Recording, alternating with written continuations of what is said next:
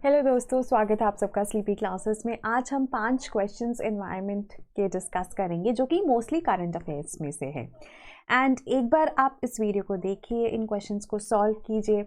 अगर आपको लगता है कि आपके जो क्वेश्चंस हैं गलत इसलिए हुए क्योंकि कंटेंट नहीं पढ़ा था आपने, या आपने इन चीज़ों के बारे में सुना नहीं था, तो एक्सप्लेनेशन साथ में ही है, आप उन पे और ज़्यादा ध्यान दीजिए।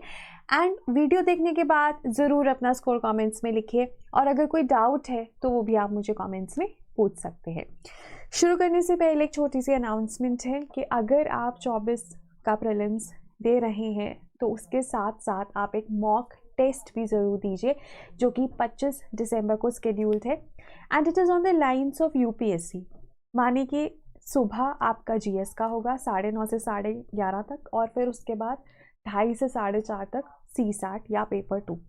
सो एग्जैक्टली उसी पैटर्न पे है। आप पूरे जो कंडीशंस हैं उनको मिमिक कर सकते हैं। और एक जो कंसर्न रहता है, बच्चे कहते हैं कि हमारी तैयारी अभी पूरी नहीं है, तो ट्रस्ट मी ऑन दिस, अगर आप एक बहुत ही मेटिकुलस स्टूडेंट हैं और आप कंसिस्टेंटली पढ़ते हैं तो भी आप जब एग्जामिनेशन हॉल के अंदर जा रहे होंगे ना प्रीलिम्स देने के लिए, तो भी आपको ये ही रियलाइजेशन होगी कि कुछ रह गया है, बहुत कुछ रह गया है। तो वो मत सोचिए, जितनी भी आपकी अभी प्रेपरेशन है मॉक टेस्ट दे दीजिए, बिकॉज ऑलमोस्ट पूरा जो भी लोग इस मॉक टेस्ट को दे रहे हैं 24 की तैयारी कर रहे हैं, किसी का कोई पार्ट अभी छूटा हुआ है, किसी ने कोई पार्ट अभी पहली बार पढ़ना है। So almost everyone is at the same level. But हाँ, मतलब आपसे अगर कोई बहुत बेहतर तो नहीं होगा, और अगर होगा so take it as an inspiration कि आपको भी उसी लेवल तक पहुंचना है। And once you are done with this test, यहाँ पर हमारा एक छोटा सा डिस्कशन भी है जिसमें कि हम आपकी हेल्प करेंगे पोस्ट टेस्ट एनालिसिस कैसे करना चाहिए उसमें। बिकॉज अगर आपने मॉक टेस्ट दे दिया और एनालिसिस नहीं किया तो उस मॉक टेस्ट का आप पूरी तरह से 100% फ़ायदा नहीं उठा पाएंगे, राइट। एंड ऑल्सो हमारा प्रीलिम्स का क्रैश कोर्स चल रहा है, and it is a live crash course, and इसमें हर रोज़ लाइव क्लास ली जाती है बाय द फैकल्टी। पूरा स्केड्यूल है, आप हमारी वेबसाइट पे जाके देख सकते हैं।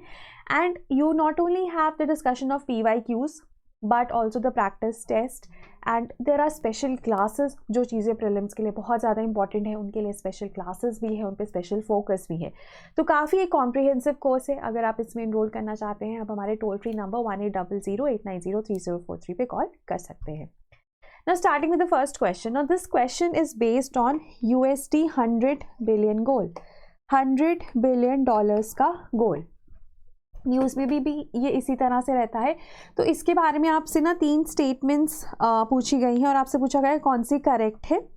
पहली है, developed countries committed to the above goal at the 15th conference of parties of the UNFCCC in Copenhagen in 2009. It was formalized at COP16 in Cancun. At COP21 in Paris, it was reiterated and extended to 2025. So basically हमारे पास ये 3 statements हैं और आपसे पूछा गया है कौन सी सही है। So you can mark your answer. आप वीडियो पॉज करके अपना आंसर भी मार्क कर सकते हैं। सो इसका जो सही आंसर है that is all these 3 statements are correct. इसको ना फॉर्मुलाइज जब किया गया, पहले तो बात की गई है ना कि डेवलप्ड कंट्रीज़ की ज़्यादा एक तरह से आप ले लीजिए कि they have more responsibility to contribute, right. और उन्होंने इतनी हिस्टोरिकल मिशंस करी हैं तो उनका ज़्यादा फ़र्ज है, राइट। तो उन्होंने बोला हाँ ठीक है, हम कमिट करते हैं $100 बिलियन, राइट। डेवलप्ड कंट्रीज़ ने किया। तो एक जो इनिशिएशन था वो कोपेनहेगन में हुआ 2009 में। फिर उसके बाद जो फॉर्मलाइजेशन हुई, जहाँ पर हमारे पास GCF ग्लोबल क्लाइमेट फाइनेंस की नींव भी रखी गई, that was the next year in कैनकन Mexico. And finally जो हमारा COP21 है पेरिस में जो हुआ था, जहाँ पे पेरिस अग्रीमेंट भी बनाया गया, वहाँ पर भी इसी गोल को रीआइट्रेट किया गया कि हाँ ये गोल बहुत इंपॉर्टेंट है। और इसको पहले डेवलप्ड कंट्रीज ने बोला था 2020 ऑनवर्ड्स हम हर साल $100 बिलियन देंगे। अब उसको एक्सटेंड करके 2025 कर दिया गया है आफ्टर पेरिस अग्रीमेंट, राइट। सो इसमें भी यही डिटेल्स हैं। और अगर हम 2020 की बात करें ना, तो वहाँ पर अप्रॉक्सीमेटली $83 बिलियन डेवलप्ड कंट्रीज़ ने कंट्रीब्यूट करे। और अगर इसमें भी हम बात करें तो क्योंकि ना जो ये $100 बिलियन का टारगेट है ना, ये अडेप्टेशन और मिटिगेशन दोनों एक्टिविटीज़ में कंट्रीब्यूट करेगा। लेकिन ऐसा माना जाता है कि जो अडेप्टेशन है उसमें कंट्रीब्यूशन कम होता है, मिटिगेशन में हमेशा ही कंट्रीब्यूशन जो है वो ज़्यादा रहता है। तो वो आपको यहाँ पर दिखेगा। और दूसरा प्राइवेट क्लाइमेट फाइनेंस है, जो प्राइवेट एंटिटीज़ हैं जो वो कंट्रीब्यूट करती हैं क्लाइमेट चेंज को अडेप्ट करने में या मिटिगेट करने में, वो कम होता जा रहा है, right. So we still have a shortfall. और इनफैक्ट ना अभी ये $100 बिलियन का तो गोल है। ऐसा माना जाता है कि डेवलप्ड कंट्रीज को क्लोज टू $1 ट्रिलियन देना चाहिए, दैट इज $1000 बिलियन देने चाहिए अभी, राइट। सो वो एक इंपॉर्टेंट चीज़ है जो आपको ध्यान में रखनी है। Then second question is regarding pangolin. Pangolin इसलिए हम पढ़ रहे हैं बिकॉज ये भी न्यूज़ में था। क्यों न्यूज़ में था अभी आपको पता चल जाएगा, बट ये द हिंदू से आई हैव टेकन दिस। सो इसके बारे में भी 3 स्टेटमेंट्स है, आपको बताना है कौन सी इनकरेक्ट है। इनकरेक्ट और करेक्ट पे हमेशा एक्स्ट्रा ध्यान देना चाहिए, बिकॉज कभी कभी क्या होता है, आता हुआ क्वेश्चन भी गलत हो जाता है बिकॉज पूछा इनकरेक्ट होता है और आप करेक्ट बता देते हो। सो पहली स्टेटमेंट है, it is nocturnal. There are 4 Asian and 4 African species. White bellied pangolin is the most trafficked mammal. तो 3 स्टेटमेंट्स है, कौन सी इनकरेक्ट है वो आपको बताना है। अगेन आप पॉज कर सकते हैं और अपना आंसर मार्क कर सकते हैं। सो the correct answer is only 1 statement. अब तीनों में से कोई एक स्टेटमेंट है वो इनकरेक्ट है, राइट। वो कौन सी है, ये वाली। अब ना जब हम पैंगोलिन की बात करते हैं ना, pangolin is a scaly mammal, only scaly mammal. इसके जो स्केल्स है ना कैरेटिन के बने होते हैं, राइट। अब ये कैरेटिन की स्केल्स की वजह से ही ना इसकी ट्रैफिकिंग बहुत ज़्यादा होती है। It is the most trafficked mammal in the world. और सबसे ज़्यादा जो स्पीशीज ट्रैफिक जो की जाती है वो है वाइट बैलीड पैंगोलिन, ठीक है। ये एक आपको ध्यान में रखना है।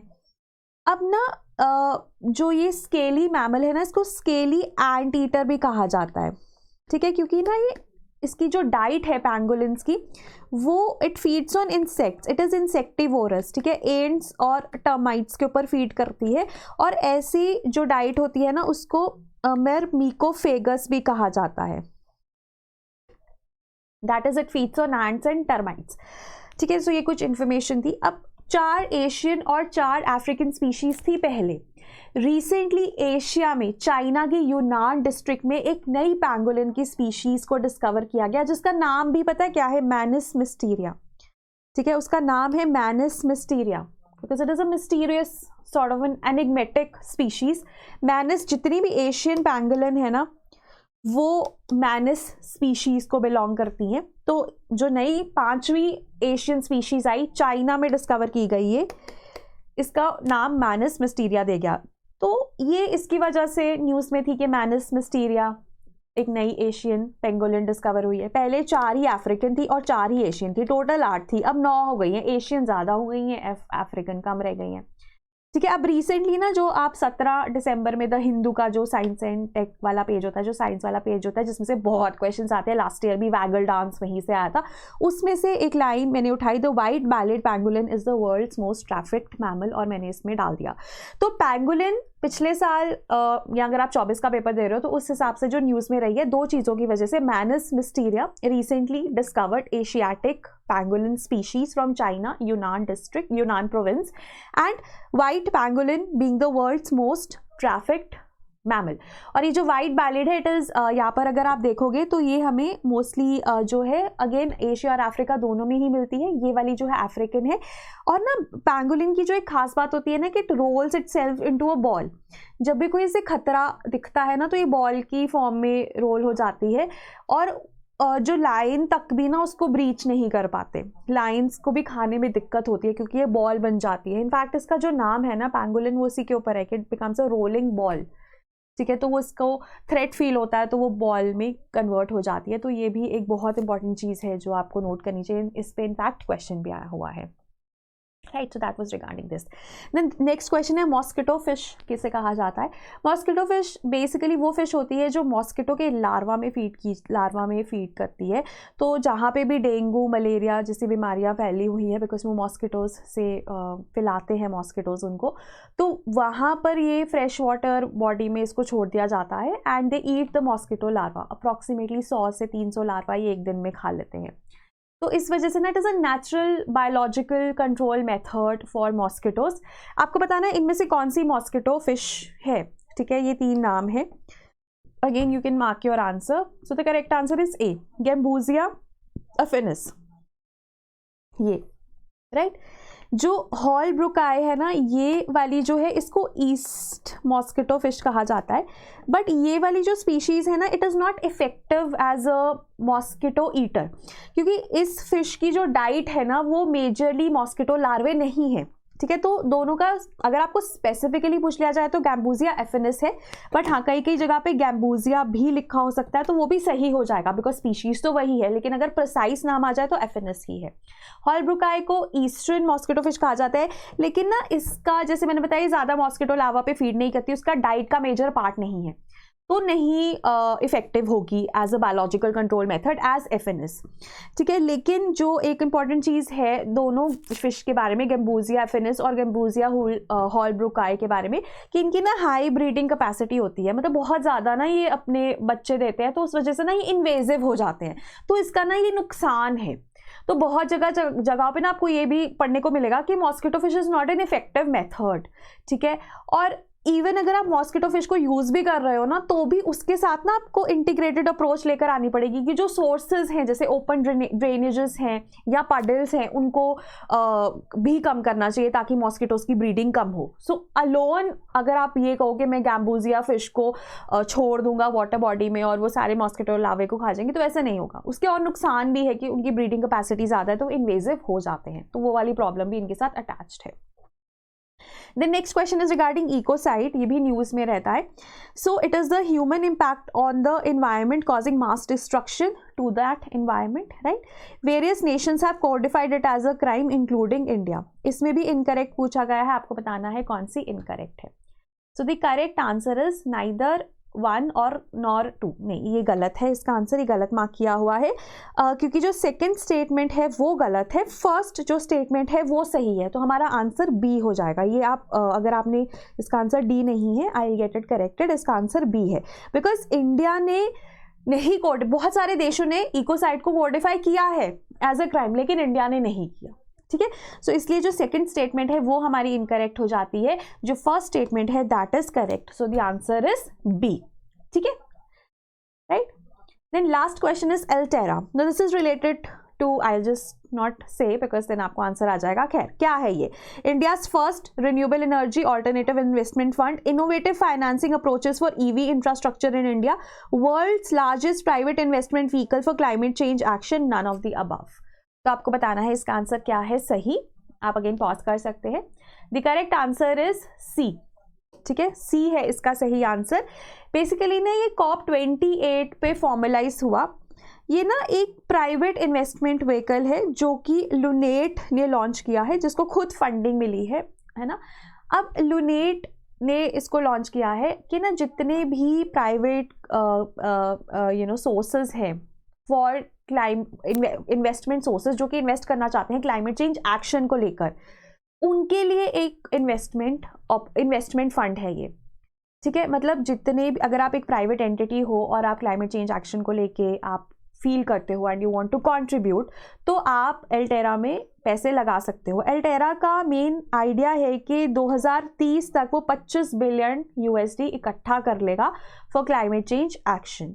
और इसमें ना ये COP28 के दौरान फॉर्मलाइज हुआ, और COP28 में ना UAE ने अकेले $30 बिलियन इसमें कंट्रीब्यूट किए हैं। So it is like a private investment vehicle, ठीक है, जितने भी प्राइवेट एंटिटीज़ हैं इसमें इन्वेस्ट कर सकती हैं, ठीक है।